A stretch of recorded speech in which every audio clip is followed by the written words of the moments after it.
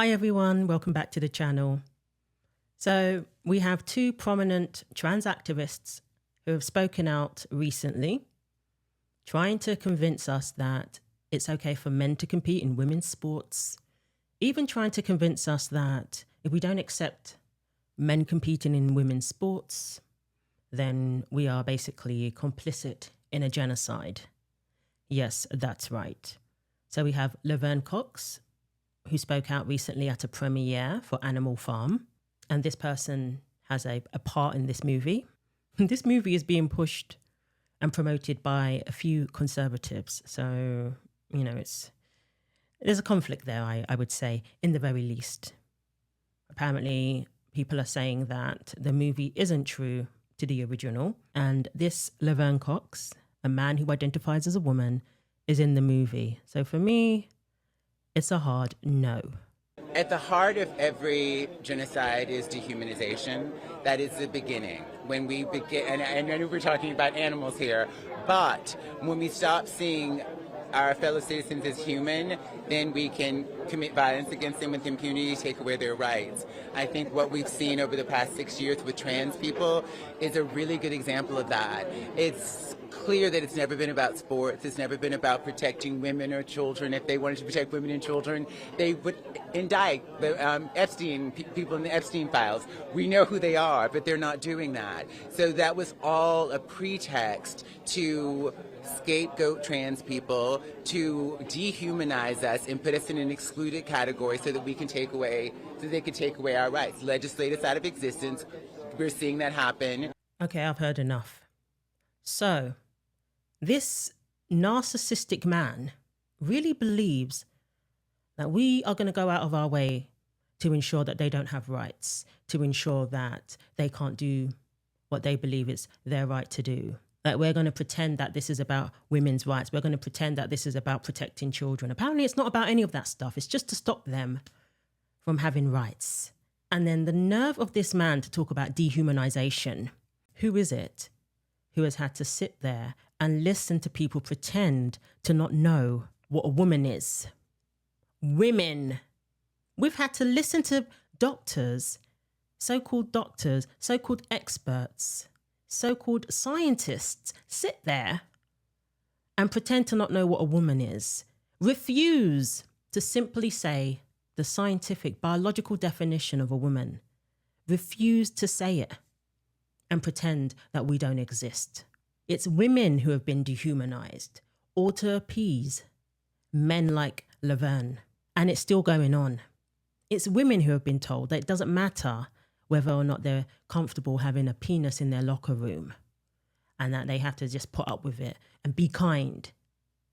It's women who have been told that their consent is irrelevant. Before, it was accepted that a man exposing himself was a crime. That's now been flipped, and it's the women and girls, little girls, who have been treated like they are the criminals, simply for having a normal human reaction where everything within your being is telling you that this is a dangerous situation to be in. We've been told to ignore those instincts in order to be inclusive. They've made inclusion into a dirty word, all while excluding women and girls from their own sports. So don't talk to me about dehumanization. Everybody knows what a man is. All the things that have happened to women, they like to claim for themselves. When you deny the existence of women, that is dehumanizing. When you act like a man who's on cross-sex hormones, a man who feels like a woman is a woman, that denies the existence of women, because it's saying that anybody can be a woman simply based on feelings, and it's undermining and denying biological reality. So no, men can compete in sports. They have their category. In fact, men had a category before women had a category. Men had their own tournaments, their own sporting events. They had the Olympics before women had any of those things, and women had to fight for those things.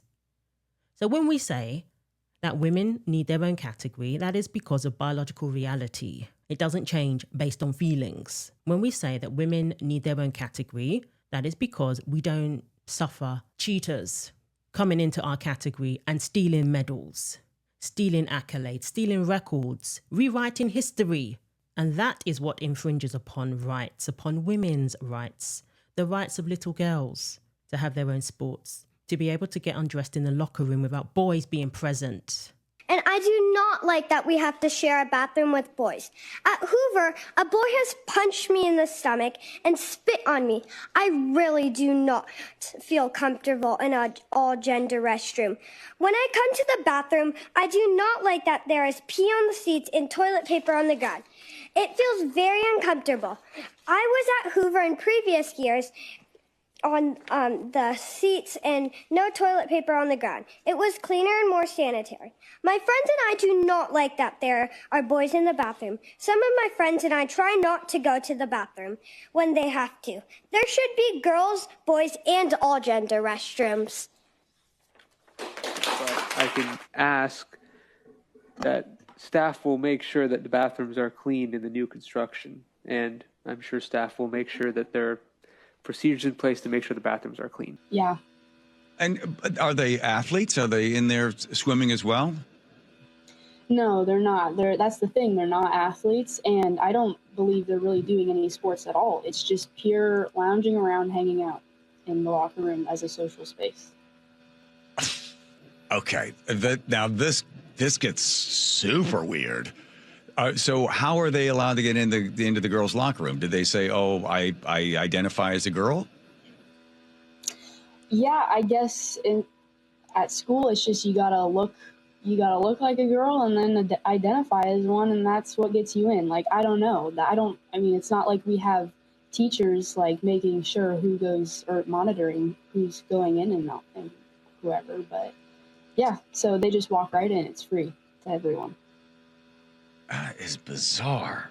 I just cannot believe these overprivileged, narcissistic, self-righteous, entitled men telling women that they have to risk their safety to appease his feelings. No, you don't get to tell everybody that we have to go along with this. There are consequences to that. And it is harmful to women. Anybody of any sense understands that. I don't care what movies he has been in. And I'm not going to be like, "Oh, hi, girl," and go along with that nonsense. There may be some women who are fine with it, but they don't get to speak for every woman. They don't get to consent for other women. And then to talk about Epstein, what a deflection. Yet you want people to turn a blind eye to young girls being violated by men coming into their locker rooms, coming into their showers. You want people to turn a blind eye to that under the guise of gender identity, but you're deflecting to Epstein. So let's move on to another man who thinks it's his right to participate in women's sports. Riley Gaines spoke about this man walking into her shower. I don't know if you've ever been inside of a locker room, specifically a locker room on a pool deck, right? It's an open space. It's basically like a large square.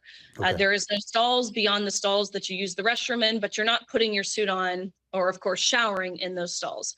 Okay. Does it get more perverted than being in a shower, which is typical for a swimming locker room, especially you're in the chlorine, you get out, you're in the pool 5 times a day, you rinse off. Does it get more perverted than standing in the shower, totally undressed, when a 6'4" man approaches you, stands in the shower head next to you, undresses himself, fully naked, fully intact, and watches you shower? That's the context I was drawing. And to me, that is sexual abuse. What me and my teammates had to go through was certainly sexual abuse. I felt trapped in my body in nothing but a swimsuit. I didn't know what to do. And by the end of my sophomore year, I struggled heavily with suicidal thoughts and wondering if there was any point in continuing. I was able to see where repressing my transness would lead me, and I resolved that I would be open and live authentically, no matter the cost. That May 2019, I started hormone replacement therapy. This was a mix of estrogen, progesterone, and a testosterone blocker. This, effectively, causes a second puberty. This time, it would be a female one. HRT had changed my body drastically through fat redistribution and muscle loss. But in addition, other changes that I didn't expect. I lost ½ inch of height. My hands shrunk. I shrank an entire shoe size. It was a total change of my body. And the biggest change was that I was finally happy. I had finally been able to reconcile these two huge parts of who I am. My transness and my swimmer identity were finally acting as one. Okay, first of all, Will Thomas was able to swim perfectly fine and swim in the correct category. Yes, he was ranked 362nd, I believe. Okay, but, you know, we can't all be NCAA champions. All of us athletes who didn't make it to that level has to accept that and be happy that we were able to participate and still enjoy the benefits of sports. Lia Thomas is free to participate in sports. Nobody is denying Lia Thomas a swimmer's identity.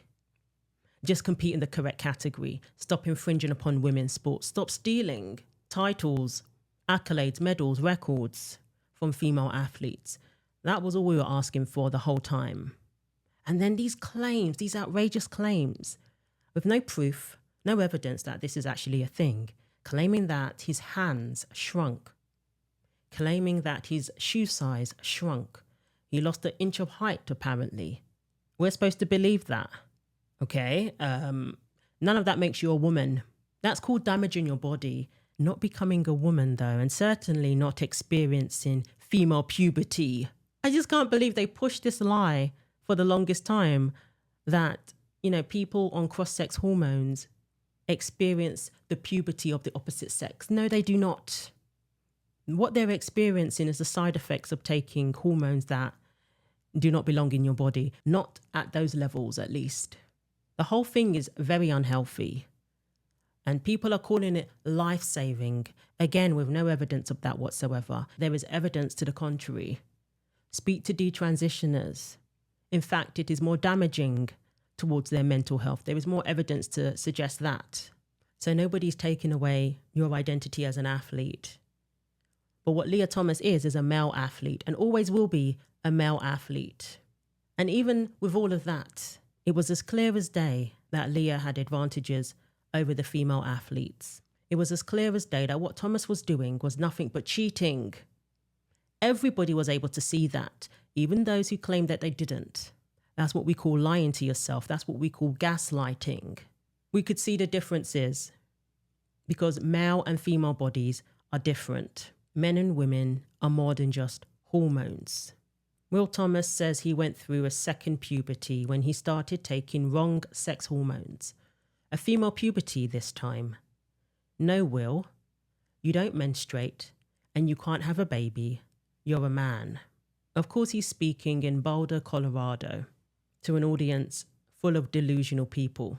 And this is the sort of attitude that women have had to put up with.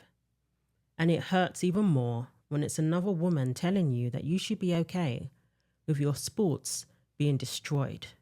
And I'm a parent of 2 District 203 students, one at Lincoln and one at Central. Today, I speak to you in support of transgendered students and transgendered student athletes. I am proud to live in a state that protects a student's right to participate in sports that align with their gender identity. I thank you for supporting and following this law. Other parties will tell you that they believe this is a disservice to our cisgendered students, and especially our female athletes. As the parent of 2 students in the district, and as a woman, I reject the notion that allowing transgendered athletes to participate in sports is detrimental to our students. Losing a race is disappointing. It is okay for our students to experience disappointment. We cannot protect our children from all the disappointments in life, but we can encourage them to develop resilience. This growth mindset will benefit them in numerous situations. How condescending. This is what girls have had to put up with. Adults like this telling them that it's about them not being able to handle losing a race, rather than them being forced to compete against boys, being forced to compete against men in order to participate in sports. That they have to be okay with being excluded. They have to be okay with unfair sports and unsafe sports. And of course, where is that energy when it comes to the man who refuses to compete in the correct category? Why don't you tell the man who wants to compete in the women's category to be okay with losing, to accept that he's going to lose, that he's a mediocre athlete and he's going to have to just accept that or work harder? Why don't you tell that to the man rather than expecting women to compete at a level that is outside of their biology, rather than telling girls that they have to accept being put in a situation that is unsafe? It's absolutely sick to hear a woman speak so condescendingly to female athletes, to young girls who just want to participate in their own sports.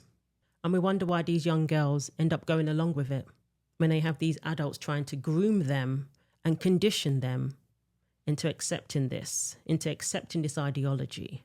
This is what we've had to deal with for the longest time, this sort of mentality. And I believe more people are waking up, or at least speaking up and acknowledging that this is simply wrong. So thanks for watching. Like, comment and subscribe. Take care of yourselves, and God willing, I will see you in the next video. And a huge thank you to all of those who have hyped my videos. It is much appreciated.